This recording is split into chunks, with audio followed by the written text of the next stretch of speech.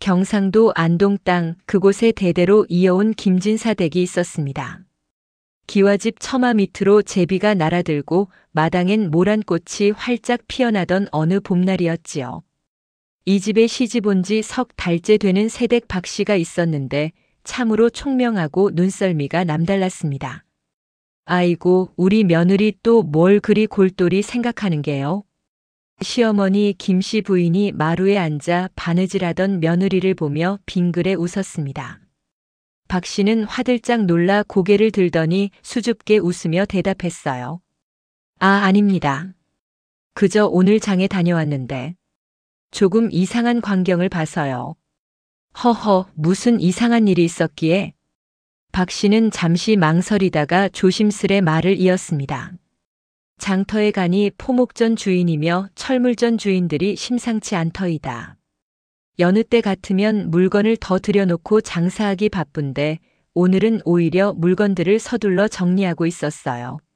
마치 무슨 큰일이라도 날 것처럼 말이지요. 시어머니는 그저 고개만 끄덕이며 대수롭지 않게 여겼습니다. 그야 장사꾼들 사정이 있겠지. 며느리는 너무 깊이 생각하지 말거라. 하지만 박씨의 마음 한구석엔 묘한 불안감이 자리 잡기 시작했습니다. 그날 밤 박씨는 남편 김도령에게도 그 이야기를 꺼냈지요. 서방님, 제가 오늘 장에서 본 게 참 이상했어요. 그냥 넘길 일이 아닌 것 같아요. 김도령은 아내의 말을 귀담아 들었지만 역시 크게 신경 쓰지 않았습니다. 그래. 하지만 부인, 너무 걱정하지 마시오. 세상이 얼마나 평화로운데. 며칠이 지났습니다. 박씨는 시장 보러 갈 때마다 주변을 유심히 살폈어요. 과연 이상한 일들이 계속 일어났습니다.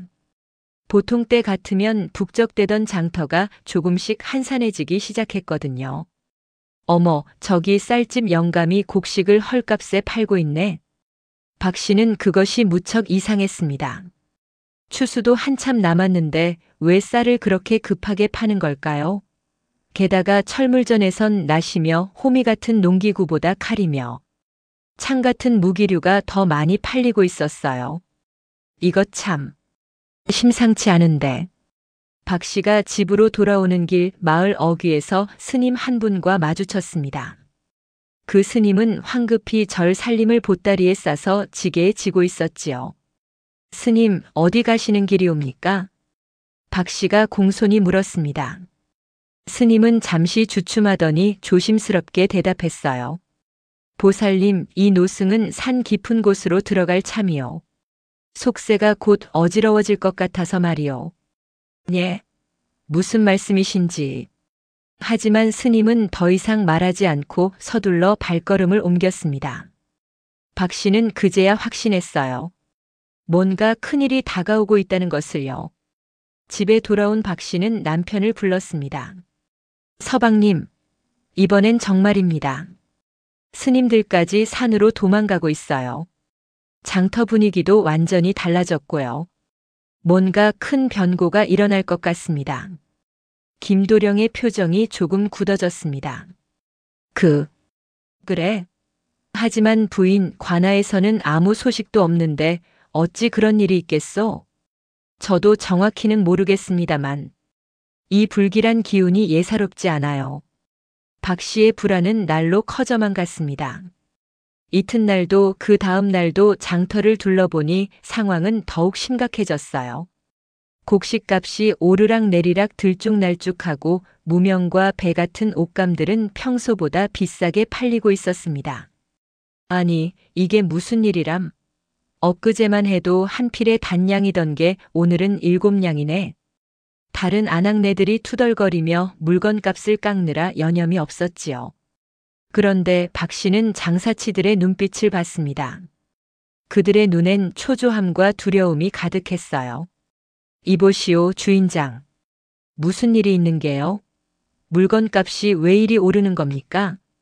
박씨가 조심스레 물으니 포목전 주인이 주변을 두리번거리다 작은 목소리로 말했습니다. 부인, 저도 정확히는 모르겠소만 서울 쪽에서 상인들이 급히 내려와 물건을 싹쓸이 해가고 있소이다. 뭔가 큰일이 날 것 같아 미리 준비한다나 뭐라나. 박 씨의 가슴이 철렁 내려앉았습니다. 그럼 정말로. 쉿. 말을 조심하시오. 함부로 입 밖에 내면 안 돼요. 관아에서 소문 퍼뜨린다고 잡아갈지도 모르니까. 박 씨는 황급히 집으로 돌아왔습니다. 이번엔 시어머니에게 직접 말씀드려야겠다고 생각했지요. 어머님, 큰일입니다. 장터 분위기가 심상치 않사옵니다. 서울에서 상인들이 내려와 물건을 모두 사들이고 있대요. 뭔가 큰 변고가 일어날 조짐이옵니다. 시어머니는 박 씨의 다급한 모습을 보고 깜짝 놀랐습니다. 어머, 우리 며느리가 왜 이렇게 다급해하는 거야? 진정하거라. 어머님, 이번엔 정말입니다. 스님들도 산으로 들어가고 장사치들도 물건을 정리하고 있어요. 혹시나 전란이 일어나는 건 아닐까요? 시어머니 김씨 부인은 며느리의 말을 듣고 나서 심각한 표정을 지었습니다. 사실 그녀도 요즘 마을 분위기가 예전 같지 않다는 걸 느끼고 있었거든요. 며느리 말이 혹시 맞을지도 모르겠구나. 나도 요즘 이상하다 싶었어. 마을 사람들이 모여서 수군대는 게 예전과 달라. 그렇지요? 어머님도 느끼셨나이까? 그래. 하지만 말이다. 시어머니가 한숨을 푹 쉬었습니다. 내 시아버님께서 듣고 계시면 큰일이야. 양반 체면의 여자들이 하는 소리라며 일축하실 게 뻔해. 과연 그날 저녁 온 가족이 모여 저녁상을 받을 때였습니다. 박 씨가 용기를 내어 말을 꺼냈지요. 아버님, 소녀가 감히 말씀드릴 게 있사옵니다. 김진사는 밥숟가락을 들다 말고 며느리를 쳐다봤습니다. 뭐냐? 말해보거라. 소녀가 요즘 장에 가보니 상황이 심상치 않사옵니다.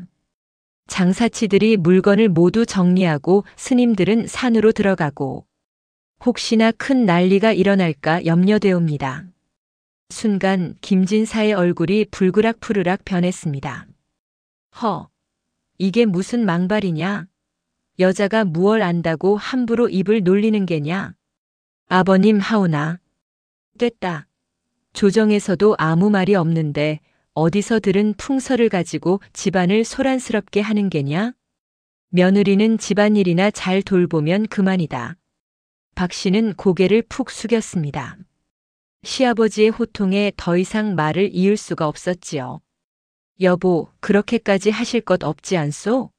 며느리도 걱정되어서 하는 말인데. 시어머니가 조심스레 말했지만 김진사는 단호했습니다.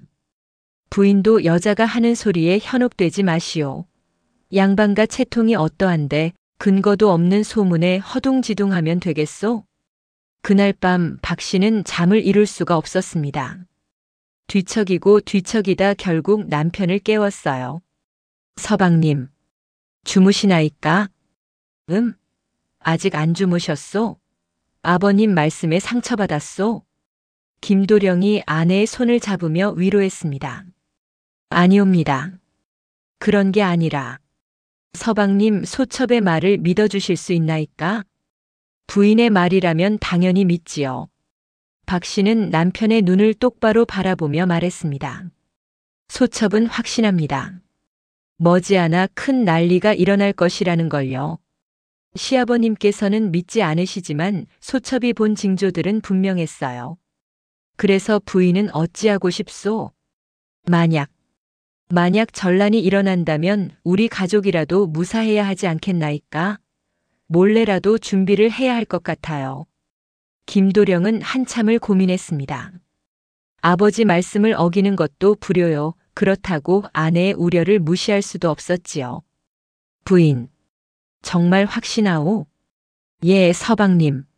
소첩의 눈이 틀린 적이 없사옵니다. 좋소. 하지만 아버님께는 알리지 말고 우리끼리만 조용히 준비합시다. 아버님께서 아시면 또 노여워하실 테니. 박 씨는 남편의 손을 꼭 쥐었습니다. 고맙습니다, 서방님. 서방님만 믿어주셔도 소첩은 든든하옵니다.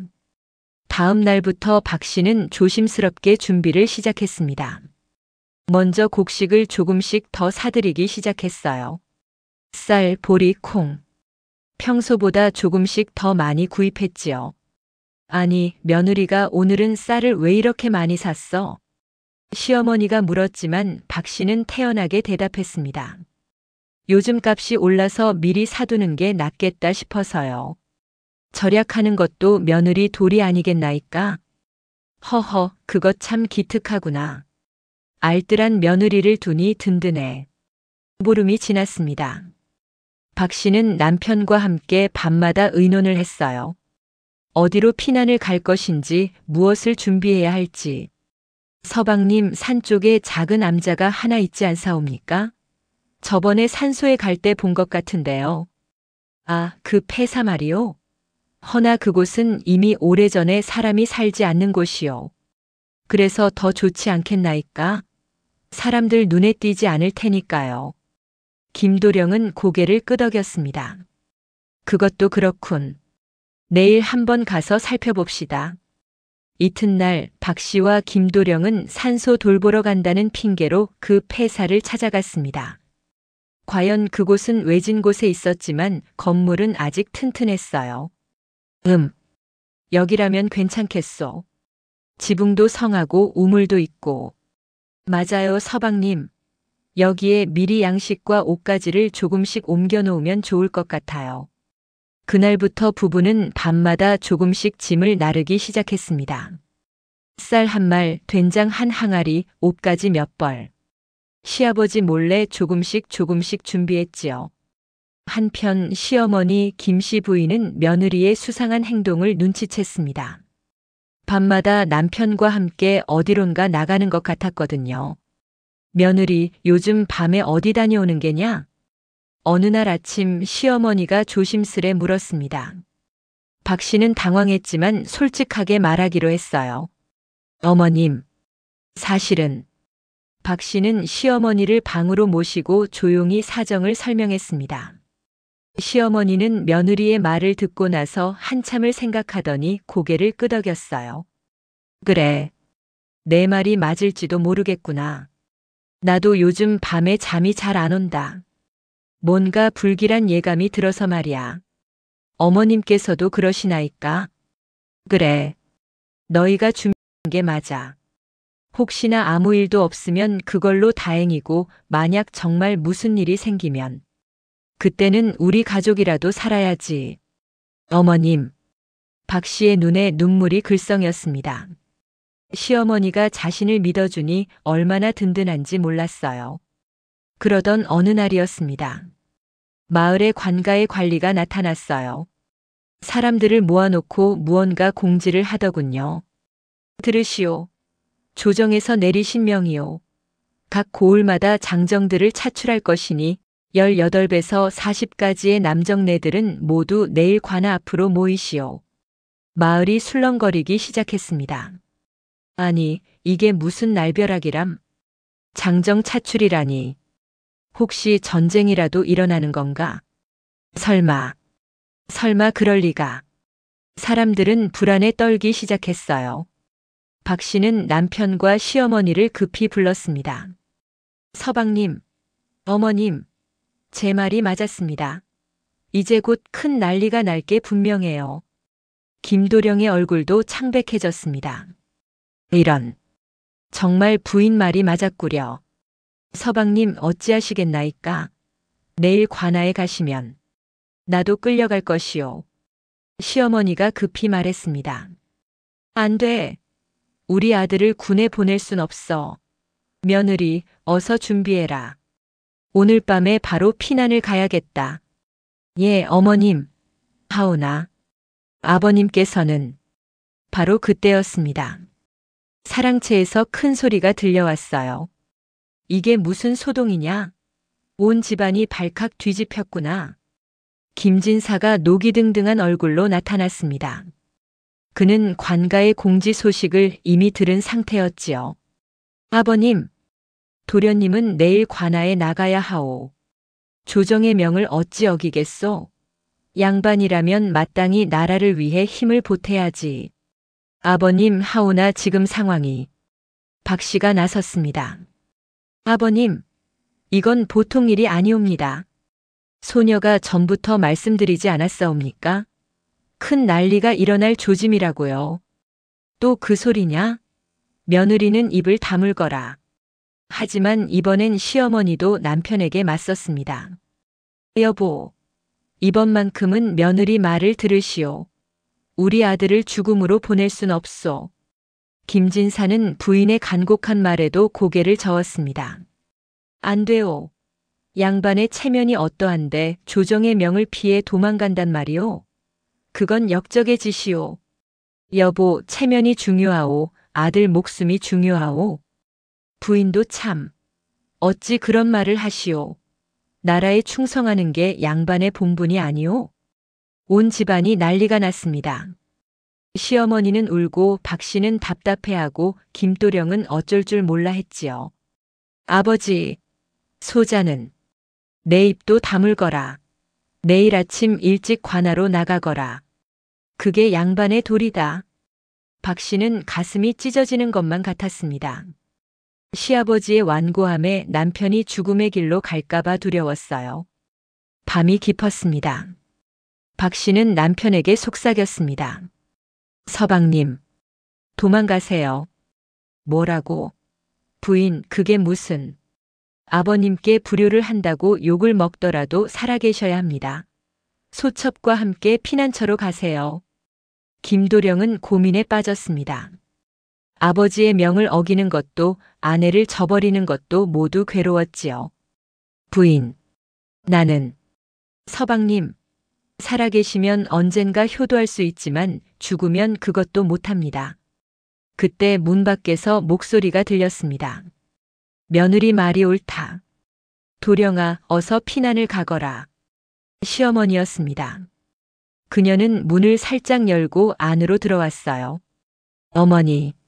하지만 아버지께서는. 내 아버지는 내가 달랠 게다. 너희는 어서 준비해라. 동틀녘에 몰래 떠나거라. 어머니도 함께 가셔야지요. 아니다. 나는 내 아버지를 혼자 둘 수 없어. 너희만이라도 먼저 가거라. 박 씨가 무릎을 꿇었습니다. 어머님, 함께 가시옵소서. 아버님도 나중엔 이해하실 겁니다. 시어머니는 고개를 저었지만 며느리의 눈빛을 보고 결국 고개를 끄덕였습니다. 알았다. 우리 모두 함께 가자꾸나. 한밤중이었습니다. 온 집안이 쥐 죽은 듯 조용했어요.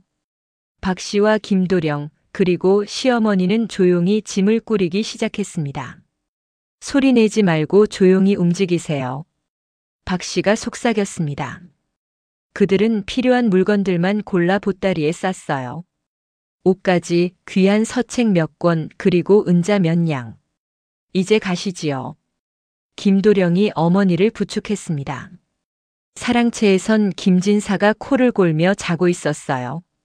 시어머니는 사랑채 쪽을 바라보며 눈물을 흘렸습니다. 여보, 나를 용서하시오. 어머니, 어서 가시지요. 해가 뜨기 전에 멀리 가야 합니다. 그들이 대문을 나서려는 순간이었습니다. 어디 가느냐? 김진사의 우렁찬 목소리가 들려왔습니다. 세 사람은 화들짝 놀라 뒤를 돌아봤어요. 여보, 당신은 주무시는 줄. 내가 어찌 잠이 오겠소. 온 집안이 수군대는데. 김진사는 노발대발했습니다. 이놈들이 감히 나를 속이고 도망을 가려 하다니. 당장 그 짐을 내려놓거라. 아버님, 제발 들어주십시오. 이대로 가만히 있으면 우리 모두 죽습니다. 박 씨가 무릎을 꿇으며 애원했습니다. 죽어도 의롭게 죽는 게 양반이다. 도망쳐서 살면 무슨 소용이냐? 아버님, 살아야 나라도 지키고 조상도 섬길 수 있지 않사옵니까? 닥쳐라. 며느리 주제에 감히 시아비에게 대드느냐? 시어머니가 남편 앞으로 다가갔습니다. 여보, 나도 가겠소. 며느리 말이 맞소. 우리 자식들을 죽음으로 내몰 순 없소. 김진사는 부인의 말에 잠시 말문이 막혔습니다. 부인까지. 당신마저 나를 배신하는 게요? 배신이 아니요.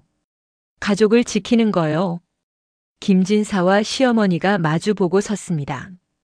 오랜 세월을 함께한 부부였지만 이렇게 팽팽하게 대립한 적은 없었어요.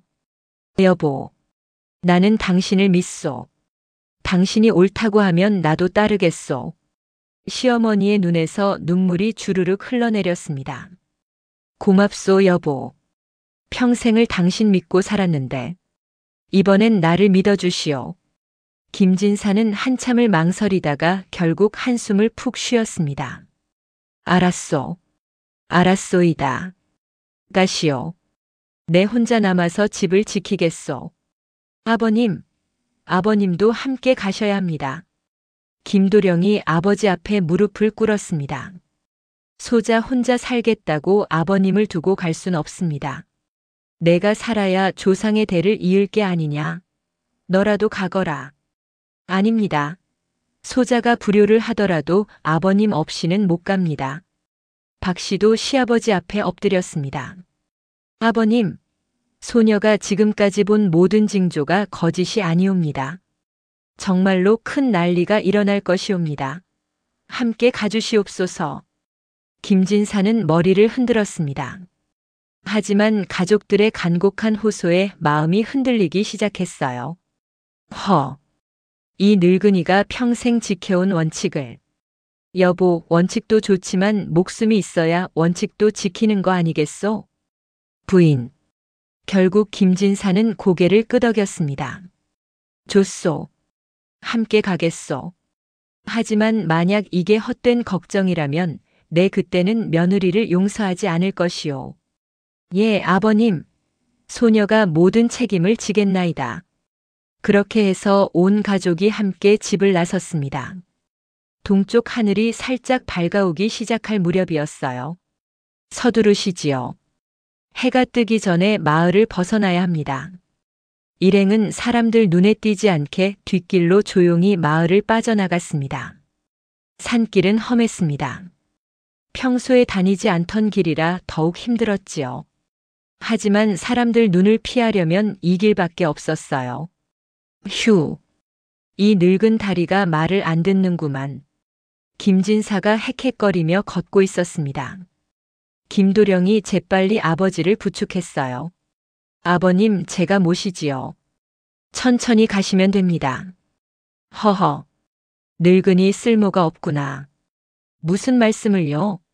아버님 계셔서 저희가 얼마나 든든한데요. 박 씨는 앞장서서 길을 인도했습니다. 그녀는 며칠 전에 남편과 함께 이 길을 다녀봤기 때문에 길을 잘 알고 있었지요. 저기 큰 바위 지나면 조금만 더 가면 됩니다. 드디어 폐사가 보였습니다. 아무도 살지 않는 낡은 절이었지만 지금 이들에겐 가장 안전한 피난처였어요. 여기가 그곳이로구나. 김진사가 주변을 둘러봤습니다.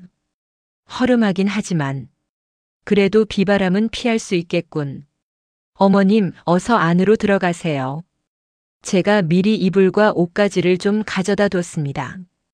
박 씨의 말대로 폐사 안엔 생활에 필요한 물품들이 어느 정도 준비되어 있었습니다. 쌀, 된장, 마른 나물, 그리고 이불과 옷가지까지.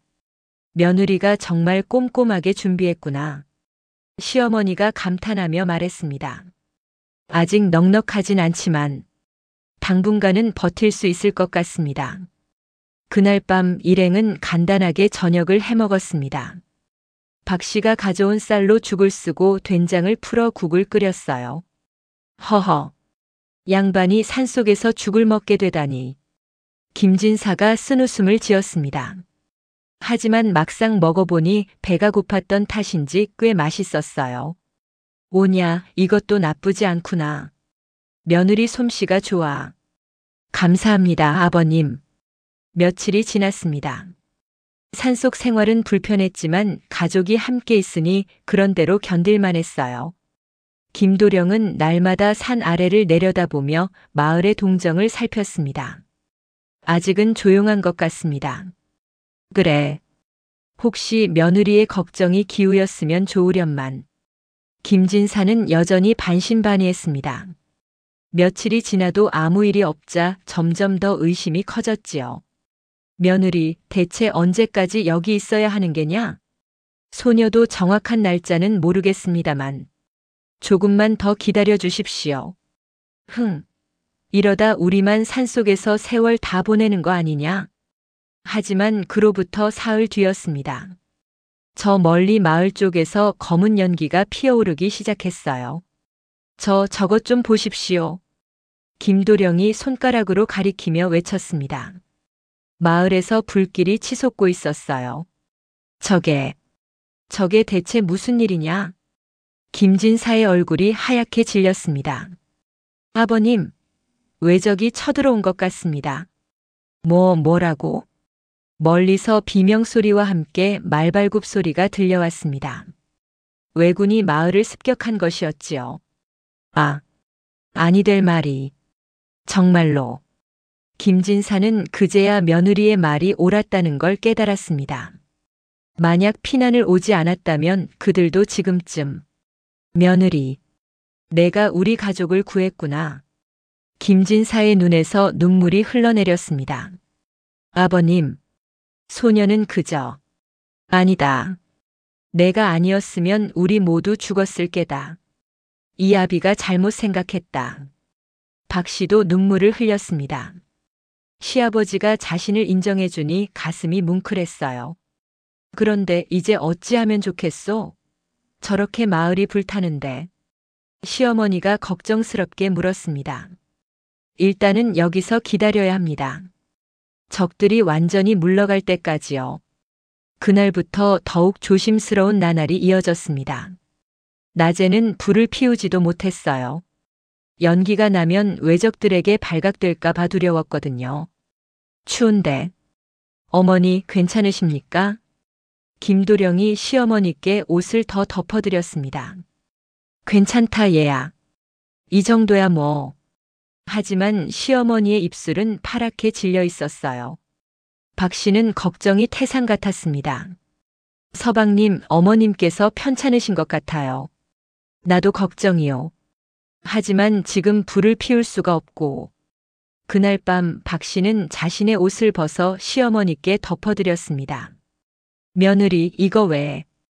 어머님께서 감기라도 드시면 큰일입니다. 소녀는 괜찮으니 이걸 덮으세요. 고맙구나. 우리 착한 며느리. 시어머니는 며느리의 손을 꼭 잡았습니다. 평생을 살아오면서 며느리에게 이렇게 고마움을 느낀 적이 없었지요. 한편 김진사는 매일 산 아래를 내려다보며 마음을 졸였습니다. 마을은 거의 폐허가 되어버렸어요. 왜군들은 마을을 약탈하고 불을 지른 뒤 사람들을 끌고 갔습니다. 우리 마을이 저렇게. 김진사는 주먹을 불끈 쥐었습니다. 양반으로서 백성들을 지키지 못한 자신이 한없이 부끄러웠어요. 아버님, 너무 자책하지 마십시오. 우리가 어찌할 수 있는 일이 아니었습니다. 아니다, 도령아. 나는 너무 어리석었다. 며느리의 말을 진작 들었더라면. 지나간 일은 어쩔 수 없습니다. 이제라도 우리가 살아있는 게 다행이지요. 사흘이 더 지나자 왜군들의 발길이 뜸해졌습니다. 그들은 약탈할 게 없자 다른 마을로 이동한 것 같았어요. 이제 조금씩 내려가 봐도 되겠소? 김진사가 물었습니다. 아직은 위험합니다, 아버님. 조금만 더 기다리시지요. 박 씨는 신중했습니다. 자칫 잘못하면 뒤늦게 나타난 왜군에게 발각될 수도 있었거든요. 보름이 지났습니다. 그동안 산속에서의 생활은 점점 더 힘들어졌어요.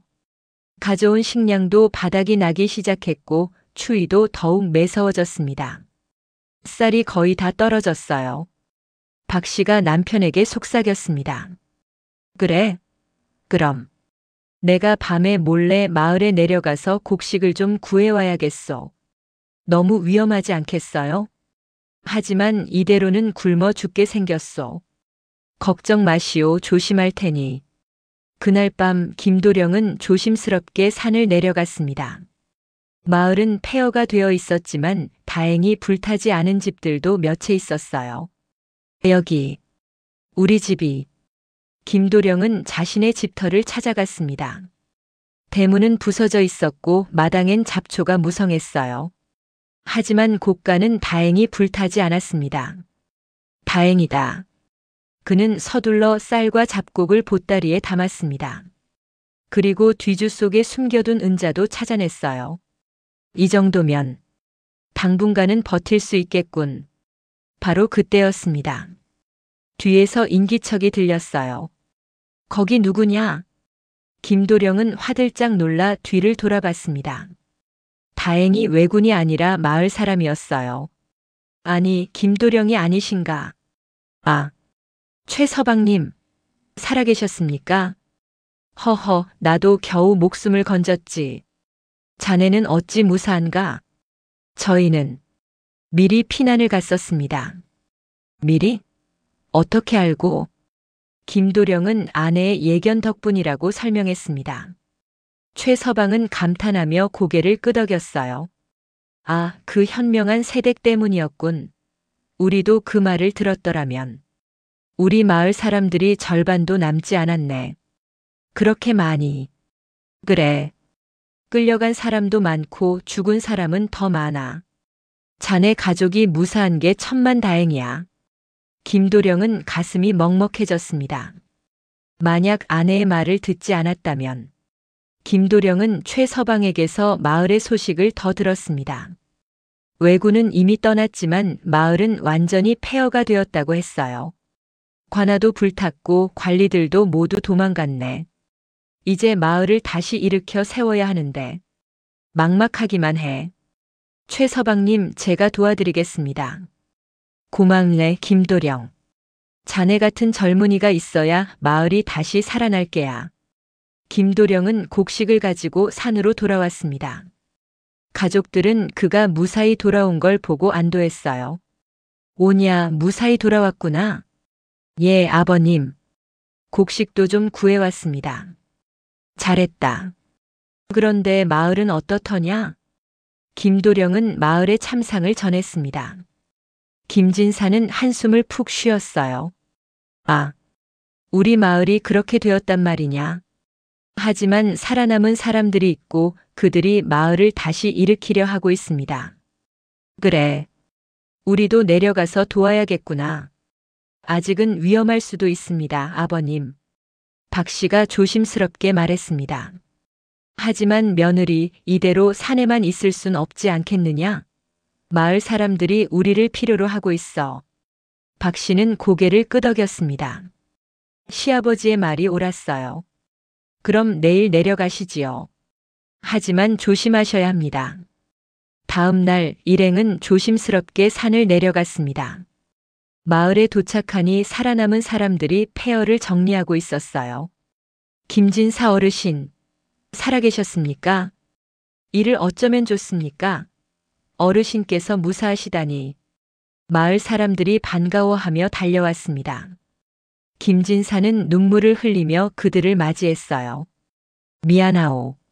내가 양반이라고 체면만 차리다가 여러분을 보호하지 못했소. 아닙니다, 어르신. 저희도 미처 생각을 못했습니다. 그때 누군가 박 씨를 향해 걸어왔습니다. 마을의 아낙네 중 하나였어요. 세댁 말을 들을 걸 그랬어요. 마을 아낙네는 박 씨의 손을 잡으며 울먹였습니다. 세댁이 전에 장터에서 이상하다고 했잖아요. 저도 그때 들었는데 그냥 무시했어요. 그랬더니 아니에요. 저도 확실하지 않았는걸요. 누가 알았겠어요? 아니에요. 세댁은 알았잖아요. 세댁 가족은 무사하셨고 우리는 아낙네는 더 이상 말을 잇지 못하고 흐느꼈습니다. 박 씨는 그녀를 꼭 안아주었어요. 이제라도 함께 힘을 모아요.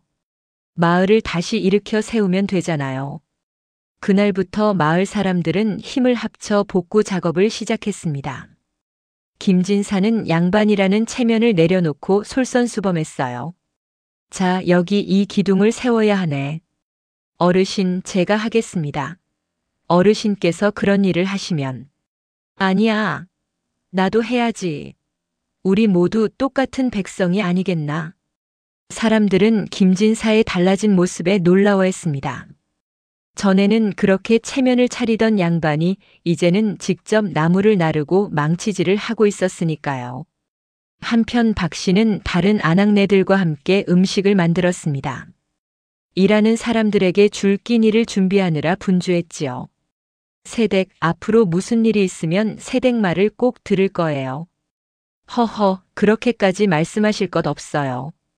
저도 그저 운이 좋았을 뿐이에요. 아니에요. 새댁은 정말 현명해요. 작은 징조도 놓치지 않고 알아차리다니. 다른 아낙네들도 고개를 끄덕이며 동조했습니다. 박 씨는 어깨가 으쓱해졌지만 겸손하게 웃기만 했어요. 한 달이 지나자 마을은 조금씩 제 모습을 되찾기 시작했습니다. 불탄 집들도 다시 지어지고 사람들의 얼굴에도 조금씩 웃음이 돌아왔어요. 정말 다행이야. 이렇게라도 다시 시작할 수 있으니. 김도령이 마을을 둘러보며 말했습니다. 맞아요. 그래도 함께할 사람들이 있으니 든든해요. 어느 날 저녁 김진사는 가족들을 모아놓고 말했습니다. 며느리야, 이리 앉거라. 예, 아버님. 박 씨가 공손히 무릎을 꿇고 앉았습니다. 김진사는 며느리를 바라보며 진지하게 말을 이었어요. 며느리, 내가 그동안 너를 너무 몰라봤구나. 여자라고 새댁이라고 무시하고 내 말을 듣지 않았어. 아버님, 하지만 내가 없었다면 우리 가족은 몹쓸 변을 당했을 게다. 내 덕분에 우리가 살았어. 김진사는 며느리 앞에 큰 절을 올렸습니다. 박 씨는 화들짝 놀라 말렸어요. 아, 아버님, 이게 무슨 일이십니까? 어찌 저 같은 며느리에게. 아니다. 내가 우리 가족의 생명의 은인이야. 당연히 절을 받아야지. 시어머니도 눈물을 흘리며 말했습니다. 며느리야, 우리가 정말 고맙구나. 내가 아니었으면. 어머님, 아버님. 소녀는 그저 가족을 지키고 싶었을 뿐이에요. 당연한 일을 했을 뿐입니다. 가족들은 서로를 껴안으며 눈물을 흘렸습니다. 그 순간 그들은 정말로 한 가족이 되었어요. 더 이상 며느리와 시댁의 관계가 아니라 서로를 아끼고 존중하는 진정한 가족이 된 거지요. 며칠 뒤 마을의 관아에서 관리가 왔습니다. 전쟁이 끝나고 조정에서 피해 상황을 조사하러 온 것이었어요. 김진사 어른께서 계신가? 예, 여기 있소이다. 김진사가 나섰습니다. 조정에서 이번 전란을 미리 대비한 마을이 있다는 소식을 들었습니다. 그 마을이 바로 여기라는데 사실입니까? 아, 그건. 김진사는 잠시 망설이다가 며느리를 앞으로 불렀습니다. 우리 마을을 구한 건 이 며느리입니다. 관리는 박 씨를 보며 고개를 갸웃했습니다. 여인이라니. 어떻게 전란을 미리 알았단 말이오? 소녀가 장터에서 이상한 징조들을 발견했을 뿐입니다. 박 씨는 자신이 본 것들을 차근차근 설명했어요. 장사치들의 행동, 스님들의 움직임, 물가의 변동. 허허. 참으로 놀랍구나. 그 작은 징조들을 알아채다니. 관리는 감탄하며 고개를 끄덕였습니다. 조정에서도 이런 현명한 부녀자가 있다는 걸 알아야겠소. 내가 보고를 올리겠소. 아, 아닙니다. 그럴 필요 없습니다. 박 씨는 황급히 손을 저었지만 관리는 이미 결심한 듯 했어요. 아니오. 이런 지혜는 마땅히 알려져야 하오. 다른 마을 사람들도 배워야 하지 않겠소? 한 달 뒤 조정에서 포상이 내려왔습니다. 박 씨에게 정려를 내리고 김진사 댁에는 곡식과 은자를 하사한다는 내용이었어요. 이를 어쩌면 좋습니까? 박 씨는 어쩔 줄 몰라 했습니다. 하지만 마을 사람들은 모두 기뻐하며 축하해 주었어요. 당연한 일이에요. 새댁 덕분에 우리 마을이 살았는데. 맞아요. 축하드립니다. 마을 잔치가 벌어졌습니다. 비록 전란으로 많은 것을 잃었지만 살아남은 사람들은 함께 기쁨을 나눴어요. 세댁, 이 술 한 잔 받으시오. 아니에요, 저는 술을. 에이, 오늘만큼은 받으시지요. 사람들의 웃음소리가 마을에 가득 퍼졌습니다. 오랜만에 듣는 웃음소리였어요. 한편 김진사는 혼자 사랑채에 앉아 생각에 잠겼습니다. 자신의 고집 때문에 가족을 위험에 빠뜨릴 뻔했다는 생각에 후회가 밀려왔지요. 나는 참으로 어리석은 늙은이였구나. 시간이 흘렀습니다. 마을은 점점 더 활기를 되찾아갔어요. 사람들은 다시 농사를 짓고 장터도 조금씩 북적이기 시작했습니다. 박 씨는 이제 마을에서 가장 존경받는 부녀자가 되었어요. 사람들은 무슨 일이 있으면 박 씨를 찾아와 조언을 구했습니다. 세댁, 올해 농사는 어떻게 해야 할까요? 글쎄요. 올해는 날씨가 좋을 것 같으니 벼농사를 많이 지으시는 게 좋을 것 같아요. 세댁이 그렇게 말하면 믿을 만하지요. 박 씨의 말은 점점 더 신뢰를 얻어갔습니다. 그녀의 관찰력과 통찰력은 정말 놀라웠거든요. 어느 날 박 씨는 남편에게 조심스럽게 말했습니다. 서방님, 소첩이 아기를 가진 것 같아요. 뭐라고? 정말이요? 김도령은 기쁨에 겨워 아내를 껴안았습니다. 하, 우리에게 드디어 아기가. 쉿, 서방님 아직 아무에게도 말하지 마세요. 좀 더 지켜봐야 해요. 하지만 석 달이 지나 확실해지자 온 집안이 경사로 들썩였습니다. 뭐냐? 우리 집안의 대를 이을 아이가. 김진사는 기뻐서 어쩔 줄 몰랐어요. 시어머니도 손주를 기다리며 연신 웃음을 지었습니다. 며느리야, 몸조리 잘해야 한다. 무거운 건 들지 말고 푹 쉬어라. 예, 어머님. 마을 사람들도 모두 축하해 주었습니다. 아이고, 세댁. 축하드립니다. 고맙습니다. 다들 덕분이에요. 박 씨는 배가 불러오면서도 여전히 집안일을 거들었습니다. 하지만 시어머니와 남편이 말렸어요. 며느리, 그만 쉬어라. 우리가 할 게다. 아니에요, 이 정도는 괜찮아요. 안 돼. 손주가 소중하단 말이야. 계절이 바뀌어 가을이 되었습니다. 올해는 풍년이 들었어요. 박 씨의 예측대로 날씨가 좋아서 농사가 잘 되었거든요. 세댁 말씀대로 벼농사를 많이 지었더니 대풍이에요. 정말 다행입니다. 모두 열심히 일한 덕분이지요. 마을 사람들은 추수를 하며 노래를 불렀습니다. 전쟁의 상처가 조금씩 아물어가고 있었어요. 에헤라디아 풍년이로다. 올해는 정말 잘 됐어요. 김진사도 추수를 도우며 흐뭇하게 웃었습니다. 양반의 체면 따위는 이제 중요하지 않았어요. 함께 땀 흘리고 함께 기쁨을 나누는 게 더 의미 있다는 걸 깨달았거든요. 아버님, 너무 무리하지 마세요. 허허, 괜찮다. 이 정도야 뭐. 그러던 어느 날 밤이었습니다. 박 씨가 갑자기 배가 아프다고 했어요. 서방님, 아기가 나올 것 같아요.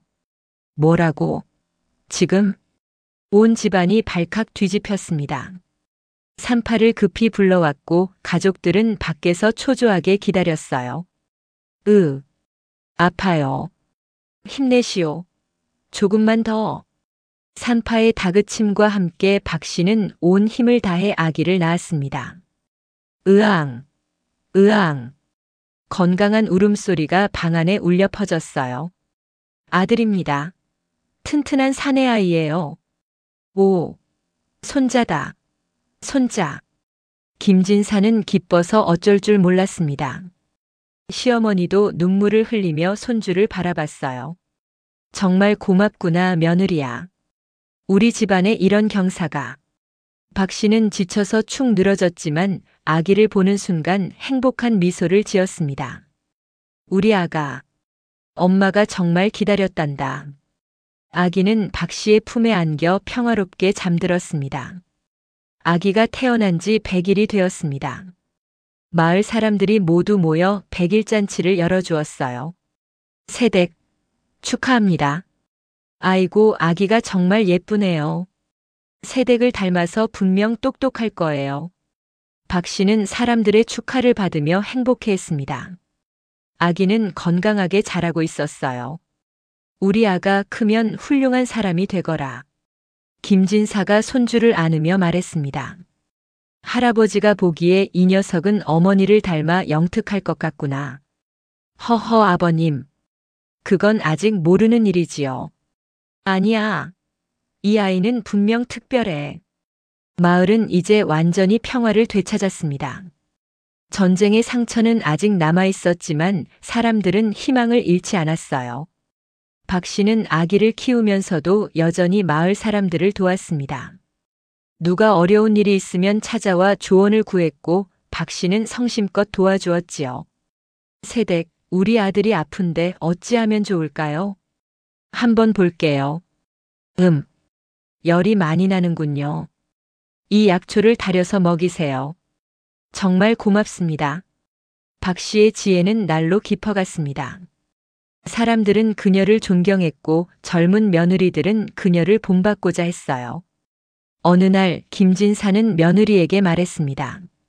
며느리야, 내 지혜를 기록으로 남기는 게 어떻겠느냐? 저의 지혜요? 그럴 것까진 없습니다, 아버님. 아니다. 내가 어떻게 전란의 징조를 알아챘는지, 어떻게 가족을 지켰는지, 이런 것들을 후손들에게 전해야 한다. 박 씨는 고개를 끄덕였습니다. 그럼 제가 한번 적어볼게요. 박 씨는 자신의 경험을 차근차근 적기 시작했습니다. 장터에서 본 이상한 징조들, 사람들의 수상한 행동, 그리고 그것을 어떻게 해석했는지. 작은 변화도 놓치지 말 것. 평소와 다른 일이 있으면 주의 깊게 관찰할 것. 그녀가 쓴 글은 나중에 현부전이라는 이름으로 전해졌습니다. 많은 사람들이 그 글을 읽고 감동했어요. 정말 대단하십니다. 이런 지혜가. 마을의 서당 훈장이 박 씨의 글을 읽고 감탄했습니다. 제자들에게도 가르치고 싶은데 괜찮겠습니까? 물론이지요. 많은 사람들이 배우면 좋겠어요. 그렇게 박 씨의 지혜는 점점 더 널리 퍼져나갔습니다. 다른 마을에서도 사람들이 찾아와 가르침을 청했어요. 저희 마을에서도 그런 일이 생기면 어떻게 대비해야 하나요? 평소에 주변을 잘 살피는 게 중요합니다. 그리고 혹시라도 이상한 징조가 보이면 미리 준비하세요. 한편 아기는 무럭무럭 자라났습니다. 돌이 지나자 걷기 시작했고 말도 조금씩 했어요. 엄마, 엄마, 오냐, 우리 아가. 박 씨는 아기를 안으며 행복해했습니다. 가족도 건강하고 마을도 평화롭고 이보다 더 바랄 게 없었어요. 어느 날 저녁 온 가족이 모여 저녁을 먹고 있었습니다. 김진사가 며느리를 보며 말했어요. 며느리야, 내가 평생을 살면서 깨달은 게 하나 있다. 뭐가 그러신가요, 아버님? 체면이나 명예보다 중요한 건 가족이더구나. 그리고 작은 소리에도 귀 기울이는 게 진정한 지혜라는 걸 말이야. 박 씨는 고개를 끄덕였습니다. 아버님께서 그렇게 말씀해 주시니 감사합니다.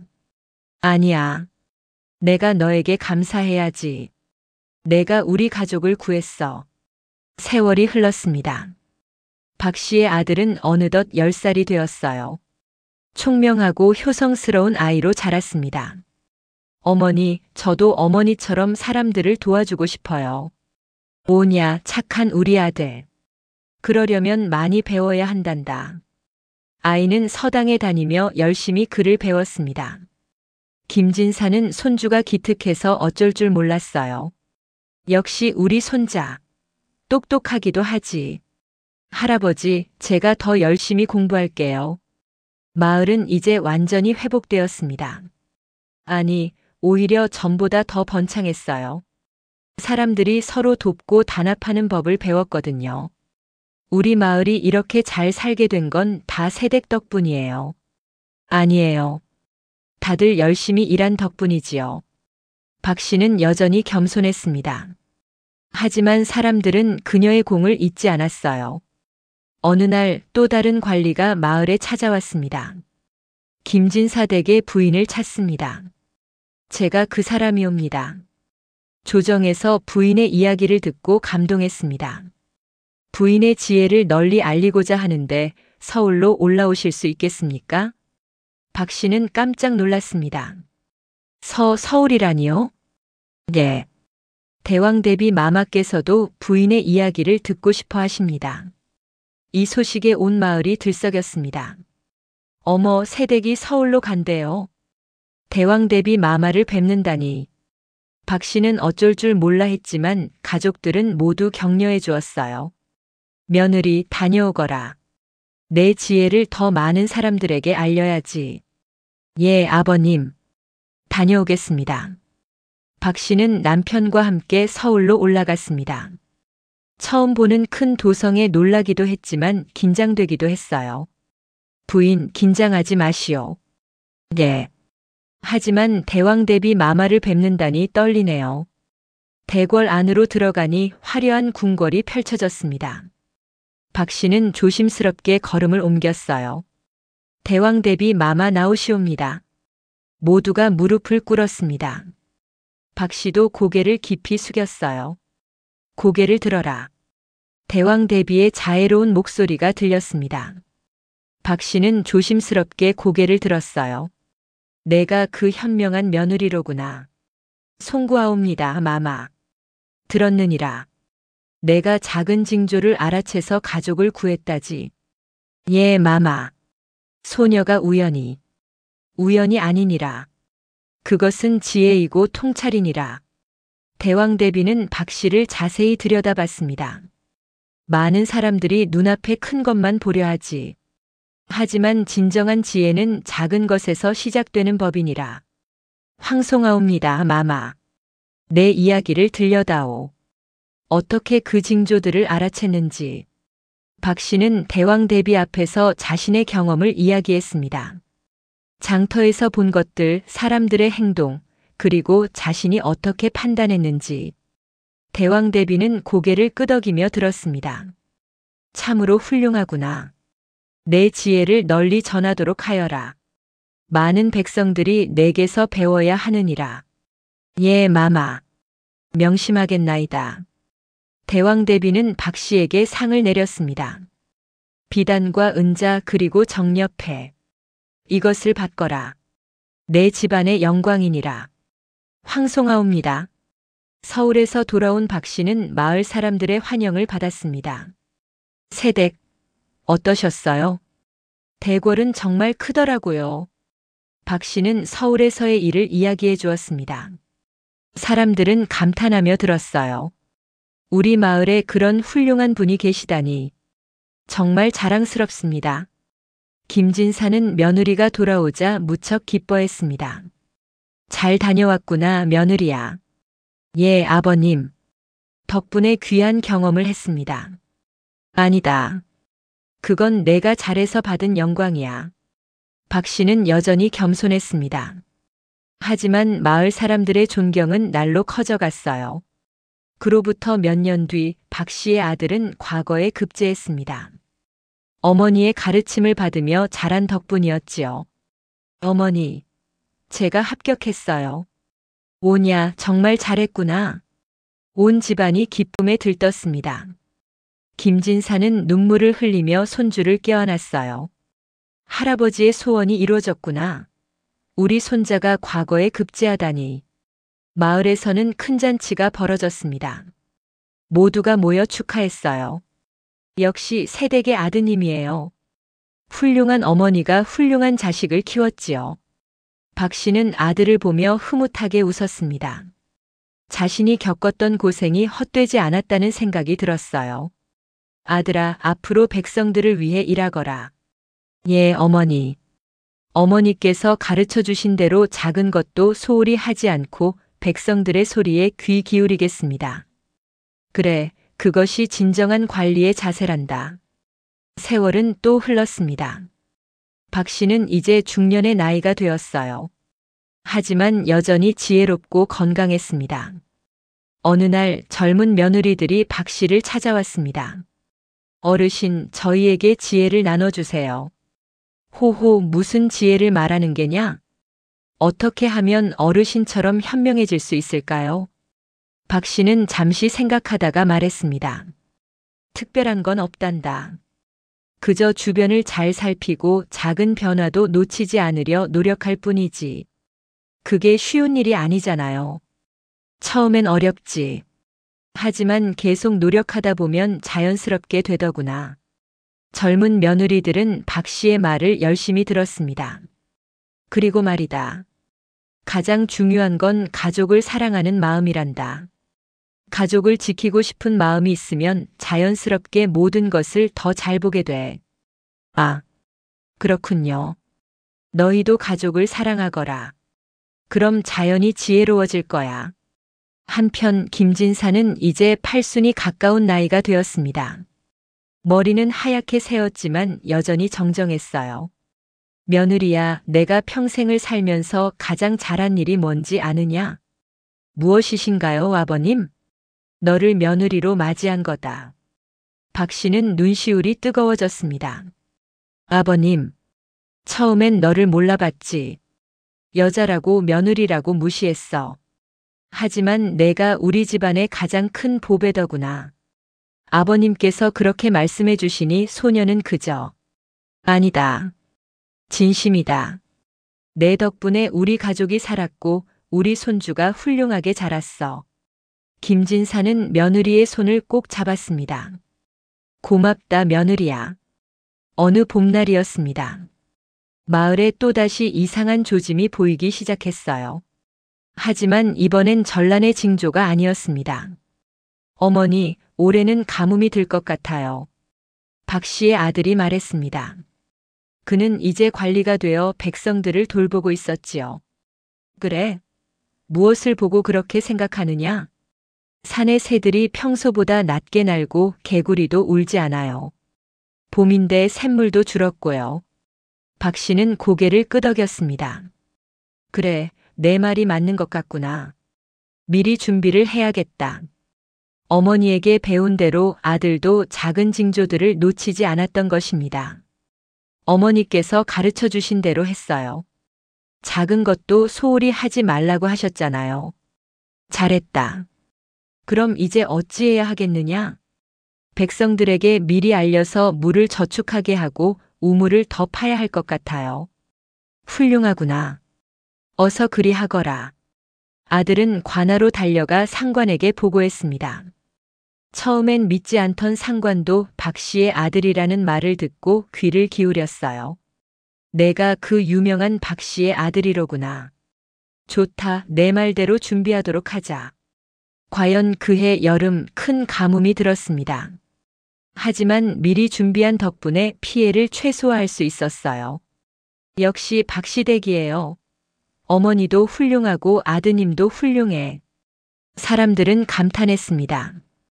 박 씨의 지혜가 아들에게도 전해진 것이지요. 어머니, 저도 어머니처럼 사람들을 도울 수 있게 되었어요. 그래, 아들아. 내가 기특하구나. 앞으로도 백성들을 위해 힘써다오. 예, 어머니. 평생 어머니의 가르침을 잊지 않겠습니다. 박 씨는 이제 60고개를 넘었습니다. 손주들도 여러 생겼고 증손주까지 보게 되었어요. 증조 할머니, 저 왔어요. 오냐, 우리 증손주. 잘 컸구나. 박 씨는 증손주를 무릎에 앉히며 이야기를 들려주었습니다. 자신이 젊었을 적 겪었던 일들. 증조 할머니, 그때 정말 무섭지 않으셨어요? 무섭지 않았다면 거짓말이지. 하지만 가족을 지켜야 한다는 생각에 용기를 낼 수 있었단다. 저도 증조 할머니처럼 용감해지고 싶어요. 호호, 그래. 하지만 용기만큼 중요한 게 지혜란다. 주변을 잘 살피고 작은 것도 놓치지 않는 거지. 증손주는 박 씨의 말을 열심히 들었습니다. 마을은 이제 크게 번창했습니다. 박 씨가 시집 왔을 때와는 비교할 수 없을 정도로 발전했어요. 정말 많이 변했지요? 시어머니가 말했습니다. 그녀도 이제 90이 넘은 나이였지만 여전히 정정했어요. 예, 어머님. 정말 많이 변했습니다. 다 며느리 덕이야. 내가 우리 가족을, 우리 마을을 구했으니까. 아니에요, 어머님. 모두가 함께 일군 거지요. 두 사람은 마을을 바라보며 흐뭇하게 웃었습니다. 어느 날 마을 사람들이 모여 의논을 했습니다. 박씨 어르신의 공덕을 기리는 비석을 세우는 게 어떻겠습니까? 좋은 생각입니다. 후손들도 알아야 하지 않겠어요? 모두가 찬성했습니다. 그렇게 해서 마을 어귀에 박씨의 공덕비가 세워졌어요. 현부 박씨 집이. 비석에는 박씨가 어떻게 전란의 징조를 알아채고 가족과 마을을 구했는지가 새겨져 있었습니다. 박씨는 비석 제막식에 참석했습니다. 마을 사람들이 모두 모였어요. 박씨 어르신, 나오세요. 박씨는 부끄러워하며 앞으로 나갔습니다. 정말 이럴 필요 없는데. 아닙니다. 어르신의 공덕을 기리는 건 당연한 일입니다. 비석 앞에는 많은 사람들이 모여 있었습니다. 박씨의 가족은 물론이고 마을 사람들, 그리고 멀리서 찾아온 사람들까지. 박씨 어르신의 이야기는 우리 마을의 자랑입니다. 후손들에게 영원히 전해질 것입니다. 사람들의 환호 소리가 울려 퍼졌습니다. 박씨는 눈물을 닦으며 말했어요. 저는 그저 가족을 지키고 싶었을 뿐입니다. 특별한 건 없었어요. 아닙니다. 어르신의 지혜와 용기가 우리를 구했습니다. 김진사도 며느리 옆에 섰습니다. 그는 이제 아흔을 바라보는 나이였지만 여전히 정정했어요. 모두들 들으시오. 이 며느리가 없었다면 우리 가족도 우리 마을도 없었을 것이오. 김진사의 목소리는 떨렸습니다. 내가 처음엔 며느리의 말을 듣지 않았소. 여자가 무얼 안다고 체면이 중요하다고. 얼마나 어리석었는지 모르겠소. 아버님. 하지만 며느리가 우리를 구했소. 작은 목소리에도 귀 기울이는 것, 그것이 진정한 지혜임을 배웠소. 사람들은 김진사의 말에 감동했습니다. 고개를 숙이고 체면을 차리던 양반이 이렇게 솔직하게 자신의 잘못을 인정하다니. 우리도 배워야 합니다. 작은 목소리에도 귀 기울여야 해요. 그날 저녁 마을 잔치가 벌어졌습니다. 사람들은 노래하고 춤추며 기쁨을 나눴어요. 박씨는 가족들에게 둘러싸여 행복한 미소를 지었습니다. 해시태그 제30장. 세월이 흘러 박씨는 70을 넘겼습니다. 이제는 편안하게 쉬며 손주들과 증손주들을 돌보는 나날이었어요. 어느 가을 저녁 온 가족이 모였습니다. 자식들, 손주들, 증손주들. 모두 모여 박씨를 애워쌌지요. 할머니의 이야기를 또 들려주세요. 증손주가 졸랐습니다. 호호, 또 듣고 싶으냐? 그 이야기를 벌써 몇 번째 들은 거냐? 좋아요. 100번 들어도 재미있어요. 박씨는 증손주를 무릎에 앉히고 옛날 이야기를 시작했습니다. 자신이 젊었을 적 장터에서 이상한 징조를 발견했던 일부터. 할머니는 작은 것도 놓치지 않으셨어요. 그래서 우리 가족을 구할 수 있었던 거예요. 아들이 자랑스럽게 말했습니다. 그래요. 할머니께서 가르쳐 주신 게 있어요. 작은 목소리에도 귀 기울이고 작은 변화도 주의 깊게 보라고 하셨죠. 손자도 거들었습니다. 박씨는 가족들을 둘러보며 흐뭇하게 웃었습니다. 얘들아, 할머니가 마지막으로 당부할 게 있단다. 모두가 귀를 기울였습니다. 인생을 살다 보면 어려운 일이 많이 생긴단다. 하지만 포기하지 말거라. 주변을 잘 살피고 작은 징조도 놓치지 않으면 길은 반드시 보인단다. 예, 할머니. 그리고 가족을 사랑하거라. 가족이 있으면 무슨 일이든 이겨낼 수 있어. 예. 마지막으로 겸손하거라. 내가 특별한 게 아니야. 그저 가족을 지키고 싶은 마음이 있었을 뿐이지. 박씨는 눈을 감고 옛일을 떠올렸습니다. 그때 그 두려웠던 순간들, 하지만 가족과 함께 이겨낸 시간들. 정말 행복했구나. 가족들은 박 씨를 둘러싸고 함께 웃고 울었습니다. 작은 며느리의 지혜가 온 가문을, 그리고 마을 전체를 구한 이야기. 그 이야기는 지금도 사람들 입에서 입으로 전해지고 있습니다. 작은 것을 소홀히 하지 말라는 교훈과 함께 말이지요. 박 씨는 80이 넘어서도 건강하게 살았습니다. 그리고 편안하게 눈을 감았을 때 온 마을 사람들이 모여 그녀를 애도했어요. 현명한 부인이셨습니다. 우리의 은인이셨어요. 영원히 기억될 것입니다. 박 씨의 무덤 앞에는 지금도 비석이 서 있습니다. 그리고 그 옆에는 사람들이 가꾼 꽃밭이 있어요. 매년 봄이 되면 아름다운 꽃들이 피어나 박 씨의 영혼을 위로합니다. 여러분, 오늘 이야기 재미있게 들으셨나요? 이 이야기가 우리에게 주는 교훈은 참으로 깊습니다. 첫째, 작은 징조도 놓치지 말아야 한다는 것이지요. 박 씨 며느리는 장터에서의 작은 변화들을 주의 깊게 관찰했고 그것이 온 가족을 구했습니다. 우리도 일상에서 작은 변화들을 눈여겨봐야 하지 않겠습니까?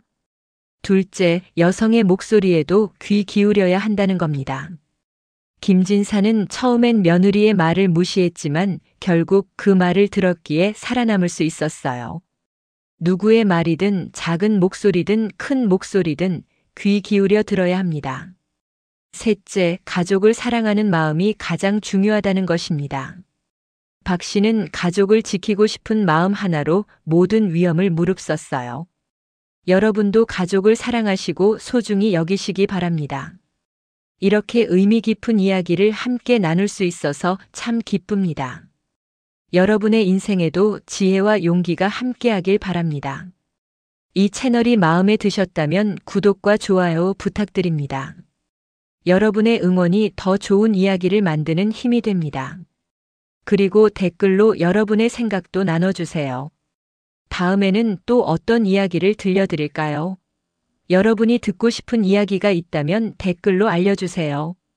그럼 다음 이야기에서 또 뵙겠습니다. 건강하시고 행복하세요.